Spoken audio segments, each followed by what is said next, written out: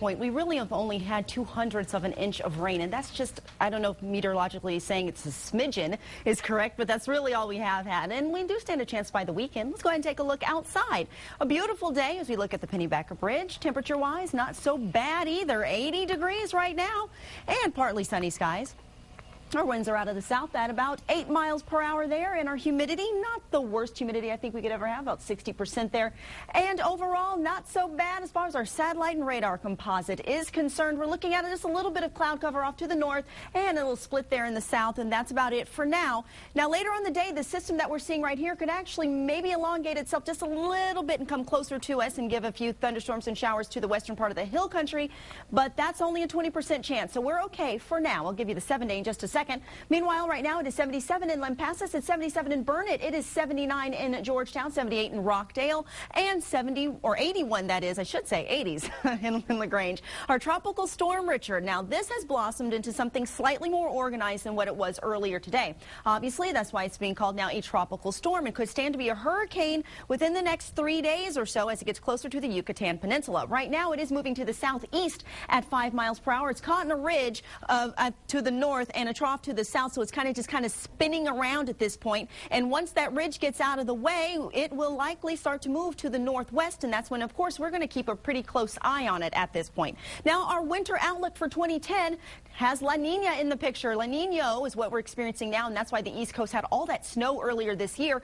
Now, La Nina, she brings cooler than normal water to the equilateral Pacific Ocean, meaning that changes our temperatures up here, and temperature-wise, we're talking warmer and drier than average for our winter at this point. So now, moving on to precipitation. If it's going to be warm and dry, that means our precipitation levels are going to be low as well, and less rain makes droughts that are already going on worse, and sometimes it can even fire off droughts as well. So it's one of those things that you kind of got to consider as the temperatures go along through El Nino and El Nina, and no matter what, be prepared for anything. Make sure you have those emergency kits ready to go and those weather radios as well. Clouds and radar tonight, though, putting this into motion, moving it along. We're looking at a little bit more cloud cover throughout the evening hours into dinner tonight. More clouds, 20% chance of rain off to the west mainly. But that's not to say that some of these showers couldn't filter off to the east towards Austin as well. So that's just something to keep in mind into the early morning hours on Friday, too. Moving into the weekend, 6 o'clock hour. Could see some thunderstorms and showers by then. Only a 20% chance for now. It's not till the weekend, as in Saturday and Sunday, when those rain chances increase. That low pressure system that we were talking about all day does move this way. Notice how we have a little bit of troughiness. That's going to bring down the temperatures just a little bit. Not really even probably enough to really notice. It's not till Wednesday when this system right here starts to drop down and could very well give us cooler temperatures by midweek. Today we're looking at 88 degrees for our high and southerly winds about 5 to 10 miles per hour. And then tonight we maintain a lot in the way of the clouds, and we're looking at 67 and winds out of the south about 5 to 10 miles per hour.